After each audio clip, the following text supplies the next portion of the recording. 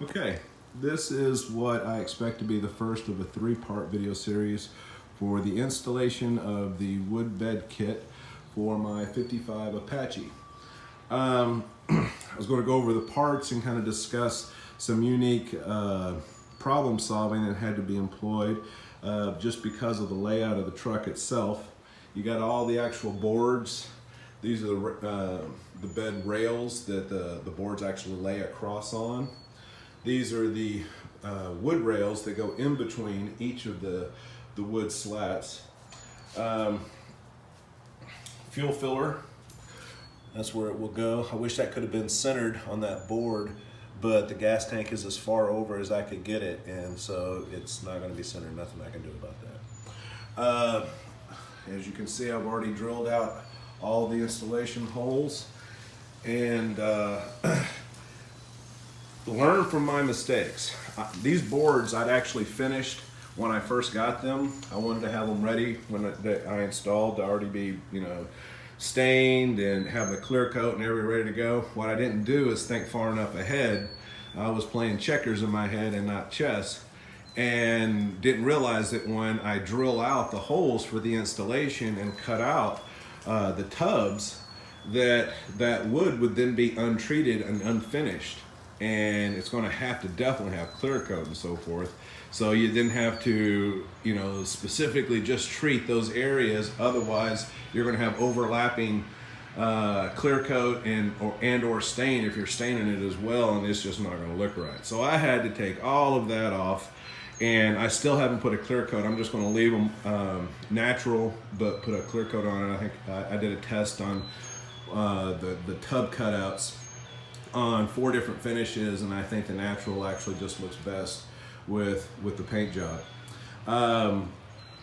Some of the unique problems that my particular truck provided because of the tubs is if you see how thin after the tubs are cut out this board is, and the board's not very wide either. This is solid white oak, but when you cut that out, that leaves a very, very skinny piece of wood over that, and with any kind of torque at all, I could easily see that snapping. So what I had to do was I took a 2x4 and then screwed and glued that to the bottom of the board, and I put a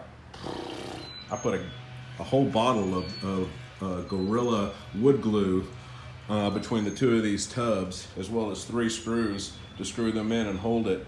But it gave me a lot of rigidity that I would never have had without it, and it was easy to still cut out and carve for the tubbings. A friend of mine suggested using a piece of metal plating, but I didn't want to have to mess with trying to carve metal plating to make it perfectly fit, and then having to, of course, to prevent that, to cut it perfectly the very first time. And on things like this, I like to go a little bit small and then kind of hand do it out to exactly where I need it to make sure I don't overshoot. These right here, these are actually side steps covers, and they have a really nice polished aluminum finish on it. They go on the right here, and I actually didn't like the way they looked on here, and I decided instead to use them as on the tubs. These tubs, in fact, I don't know if you can see very well, but when you look down, that's not very straight, this tub wall.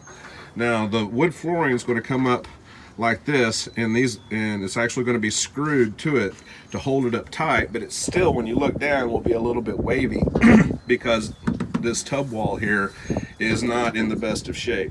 It's been abused, apparently kicked a couple of times. So what I'm going to do is cut those side step rails perfectly. I'm going to measure them on here and cut them out, and then screw those to the front of these tubs, and they will lay, so the wood will lay up against here, and then that piece of aluminum will sit down flat, cut perfectly with that, and then it'll have that Chevy bow tie right here on both of the tubs. I think it'll look really good. Another problem that my particular truck provided is that the rails, the existing side rails on mine, were not perfectly straight, and I got some side rail covers also in polished steel, just like the bed rails, but because they're covers, they have to lay perfectly flat on here, and these were not perfectly straight. There's a couple of spots that they had a little bit of waviness, and if they're not perfectly straight, then these don't lay flat, and they look terrible if they're not laying perfectly flat on here. So what I had to do, and the biggest solution was against the sidewall, but these rails, they come in angled at 90 degrees like this, and you know, that means this top rail side as well as this bottom rail side had to be perfectly straight in order for this thing to lay flat in there against the side of the truck and against the bottom where the flooring is going to be. So I had to take, and because mine's not straight, I had to take my bandsaw and cut these, and I did it on all of them. And now it was very simple to make those bottom slats straight, or at least compensate for them not being straight. Like here, have a little part that kind of dipped up, so when you put the cover on, it'll lay perfectly flat against the wood. Otherwise, there was a, you know, it would rise up, and that spring steel, there's no way to bend it and make it lay perfectly flat. So the only solution was to split them down the middle. So if you yourself have a tubbed out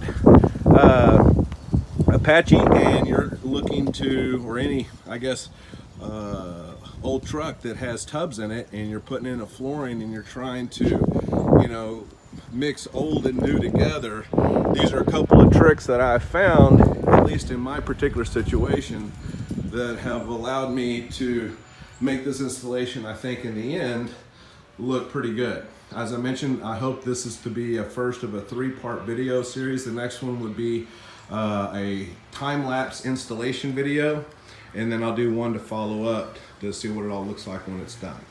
But thanks for watching. Feel free to put any comments, and I'll see you on the next step. Thanks for watching.